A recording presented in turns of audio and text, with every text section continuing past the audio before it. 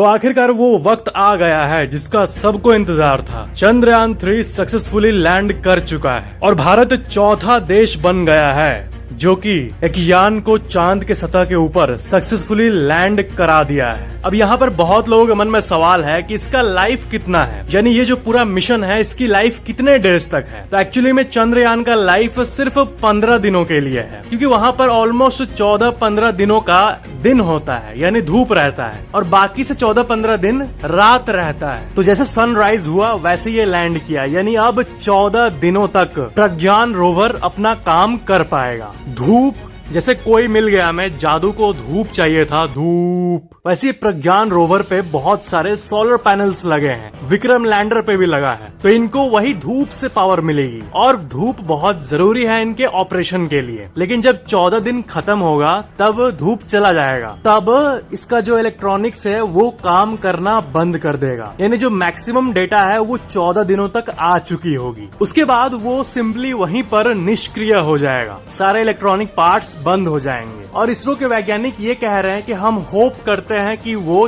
14 दिनों के बाद भी कुछ दिन चले, लेकिन ये होप वर्ड यूज किया गया है, यानी इसके लिए कोई सटीक टेक्नोलॉजी नहीं यूज किया गया है जिससे वो गारंटीड चलेगा बहुत दिन तक, क्योंकि ये मिशन 14 डेज को माइंड में रखते हुए ही बनाया गया था। बाकी जो ल्यूना 25 जो कि क्रैश किया, अगर वो लैंड होता तो उसके अंदर एक ऐसा पावर जनरेटिंग टेक्नोलॉजी था प्लूटोनियम के जरिए जिसके चलते उसको 1 साल तक पावर मिलती। तो इस मामले में सबसे अच्छी न्यूज ये है ना कि इसरो एक्चुअली में इस टेक्नोलॉजी पे काम कर रहा है, एक ऐसा प्लूटोनियम का पावर सोर्स बनाने का जिससे अपकमिंग मिशंस में 1 साल तक पावर मिले। लेकिन फिलहाल चंद्रयान जो है ये 14 डेज तक बहुत सी रिसर्चेस करेगा साउथ पोल में, वाटर, हीलियम 3 और ऐसे कई चीजें हैं जिसके बारे में आपको पता होना ही चाहिए कि ये मिशन आखिर हुआ किस लिए है। तो चलो उन सुपर इंटरेस्टिंग डिटेल्स को हम समझते हैं। किसी भी प्लैनेट या फिर सैटेलाइट, जैसे कि मून एक सैटेलाइट है, तो उसका जो नॉर्थ पोल और साउथ पोल है ये दोनों काफी इम्पोर्टेंट है हमारे लिए। या फिर किसी भी जगह पर चले जाओ, चाहे आप जुपिटर के किसी मून पर चले जाओ, तो वहाँ पर नॉर्थ और साउथ पोल में जो चीज एक्यूमुलेटेड है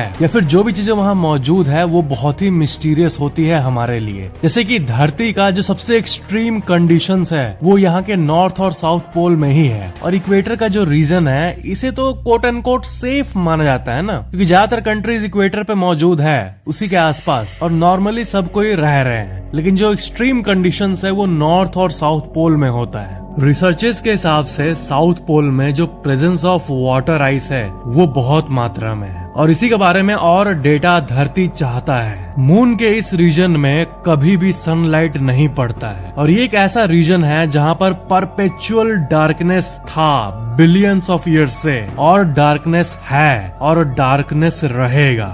वाटर जो है ये सुनने में बहुत सिंपल लग रहा है, लेकिन वाटर सपोर्ट्स लाइफ, क्योंकि साउथ पोल पर वाटर आइस है। क्यों?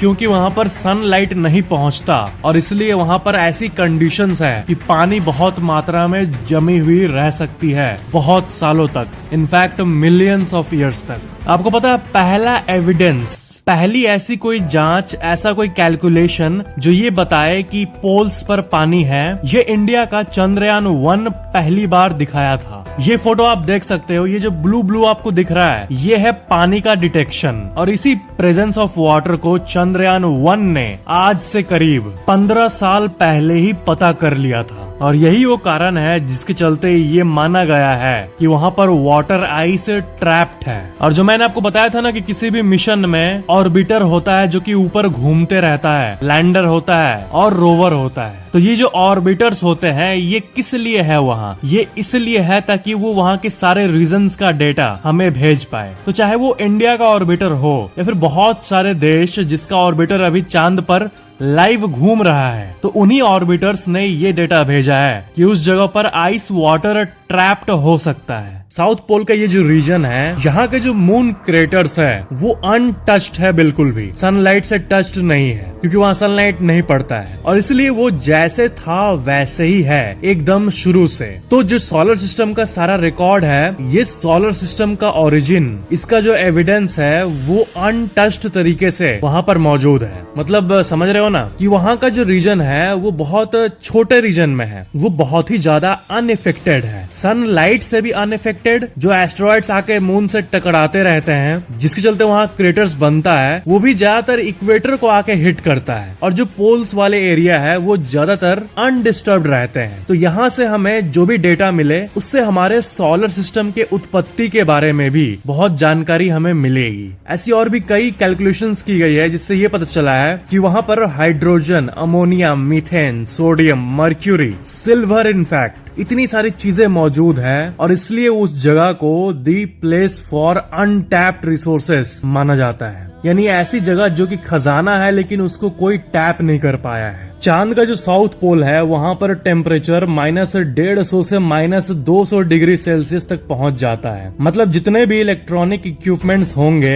जैसे कि सोलर पैनल या फिर उसका बॉडी या फिर उसके चक्के, ये सब आप सोचो इस तरह बिल्ड की गई है ऐसे मटेरियल से जिससे वो एक्सट्रीम कोल्ड ऐसे टेम्परेचर में भी वर्क करते रहे। अब जितने भी इलेक्ट्रॉनिक चीजें हैं, चाहे आपका फोन हो, टीवी हो या फिर कोई भी चीज हो, उसके अंदर सर्किट बोर्ड्स होते हैं और माइक्रोस्कोपिक लेवल्स पे वो जो सर्किट बोर्ड होता है वो काम कर रहा होता है। पूरे सर्किट बोर्ड के किसी 1 मिलीमीटर के पार्ट में अगर कोई शॉर्ट सर्किट या फिर कुछ भी एरर हो जाता है तो पूरा सर्किट काम करना बंद कर देता है। इलेक्ट्रॉनिक सामान इतना कॉम्प्लेक्स होता है, लेकिन वही अगर ऐसे हार्श कंडीशन में चलाने के लिए बिल्ड किया जाए तो सोचो किस तरह का डिटेलिंग का इस्तेमाल किया जाता होगा कि वो मून के साउथ पोल के -200 डिग्री वाले रीजन पे काम करे। एक सवाल जो आप लोगों में से बहुत लोगों के मन में आ सकता है कि अगर साउथ पोल में लाइट ही नहीं है, सनलाइट आता ही नहीं है, और इधर मैं कह रहा हूँ कि रोवर को पावर पाने के लिए सनलाइट की जरूरत है, तो फिर ये कैसे होगा? तो इसका आंसर ये है कि साउथ पोल के उस इलाके में जहां पर लाइट नहीं पहुंचता वहां पर एग्जैक्टली नहीं जाएगा, उससे थोड़ा दूर ही तक रोवर जाएगा जहां तक लाइट थोड़ा पहुंचे। तो ये है इसका आंसर। एग्जैक्टली डार्क वाला फेज में नहीं चला जा रहा है, क्लोज टू साउथ पोल, एकदम नियर टू साउथ पोल, जहां पर लाइट पहुंचेगी वहां पे जा रहा है रोवर। हमारे यूनिवर्स में ऐसे कई एलिमेंट्स हैं जो कि धरती के लिए हो सकता है रेयर हो। यहाँ पर हम इन्हें quote and quote rare earth minerals कहते हैं, लेकिन ऐसी कई जगहें हैं हमारे यूनिवर्स में जहाँ पर वही चीजें एबंडेंस में अवेलेबल है। आपने उस प्लेनेट के बारे में सुना होगा जो कि डायमंड का बना हुआ है, डायमंड प्लेनेट कहते हैं इसे। तो ये पूरा प्लेनेट खरबों डॉलर का होगा। पूरे विश्व में जितना पैसा है उससे 1000 गुना ज्यादा उसको मिल जाएगा जो इस प्लेनेट का डायमंड ला दे धरती पर, क्योंकि डायमंड धरती के लिए रेयर है लेकिन वहाँ के लिए रेयर नहीं है। तो चांद भी कुछ ऐसा ही है। चांद में भी ऐसे कई मिनरल्स हैं जो कि धरती के लिए रेयर है लेकिन चांद के लिए नहीं, वहाँ पर अबंडेंस में अवेलेबल है। स्कैंडियम, एट्रियम, ये दोनों उन कई रेयर मिनरल्स में से 2 का नाम लिया मैं आपको, और ये दोनों व्हीकल इंजन्स में यूज होता है। इस दुनिया में इतनी सारी गाड़ियां हैं उसमें यूज होता है, इलेक्ट्रॉनिक डिवाइसेस में यूज होता है, और जो रेडार सिस्टम होता है जो मिलिट्री के पास होता है उसमें भी इन रेयर मिनरल्स का यूज किया जाता है। सुपर कंडक्टर्स में भी इनका यूज किया जाता है। हीलियम 3 जो कि एक रेयर एलिमेंट है, ये एक ऐसा गैस है जो कि क्लीन और पावरफुल फ्यूल के तौर पर यूज किया जा सकता है। कहाँ पर? न्यूक्लियर फ्यूजन रिएक्टर्स में। और ये धरती पर कम है लेकिन चांद में बहुत मात्रा में है। और फाइनली वाटर से बड़ी चीज और क्या होगी? अब ल्यूनर आइस अगर मिल जाए तो इससे बड़ी बात और कुछ नहीं होगी। He3 हीलियम 3, इसको आप हल्के में मत लो प्लीज। हीलियम 3 जो है ये एक ऐसा एलिमेंट है जिसको कि मैजिकल माना जाता है। आपको पता है ये एक extremely rare form of helium है जो कि सूरज यानी सन के कोर में पाया जाता है, और कोर से फिर वो धरती और चांद और बाकी प्लैनेट्स की तरफ छोड़ा जाता है। यानी सन से तो कई चीजें रेडिएट होते रहती है। तो ये जो हीलियम 3 है ये उसी में से एक है, और ये एक चार्ज्ड पार्टिकल है, और ये चार्ज्ड पार्टिकल्स हीलियम 3 के हमारे धरती के मैग्नेटिक फील्ड जो है इससे डिफ्लेक्ट हो जाते हैं, क्योंकि धरती का जो मैग्नेटिक फील्ड है ये हमें प्रोटेक्ट करता है इन चीजों से। तो ये जो हीलियम 3 है ये धरती पे कभी हिट ही नहीं होता, लेकिन चांद जहाँ पर मैग्नेटिक फील्ड नहीं है, और मैग्नेटिक फील्ड इसलिए नहीं है क्योंकि उसका कोर जो है वो बहुत स्मॉल है, और क्योंकि वहाँ मैग्नेटिक फील्ड नहीं है इसलिए वहाँ पर He3 यानी हीलियम 3 बहुत एबंडेंस मात्रा में कलेक्ट हो गई है। और हीलियम 3 इसलिए इतना इम्पोर्टेंट है क्योंकि न्यूक्लियर फ्यूजन रिएक्टर में जब इसको यूज किया जाएगा तब इससे क्लीन एनर्जी निकलेगा, क्योंकि ये बाकी चीजों की तरह जो कि यूज होते हैं न्यूक्लियर प्लांट्स में एक फ्री न्यूट्रॉन नहीं प्रोड्यूस करता। ये थोड़ा कॉम्प्लेक्स हो गया मुझे पता है, बट आप ये मानो कि एक फ्री न्यूट्रॉन प्रोड्यूस करना न्यूक्लियर प्लांट में जब पावर जनरेट होती है तो ये फ्री न्यूट्रॉन एक पॉल्यूशन की तरह होता है। लेकिन हीलियम 3 एक ऐसा एलिमेंट है जिसके बारे में साइंस जानता है, जिससे कि क्लीन न्यूक्लियर एनर्जी बन सकता है विदाउट एनी पॉल्यूशन, जो कि बहुत बड़ी बात है। और इसलिए वैज्ञानिकों के लिए चांद पर मौजूद ये हीलियम 3 इतना इम्पोर्टेंट है। हीलियम 3 के साथ साथ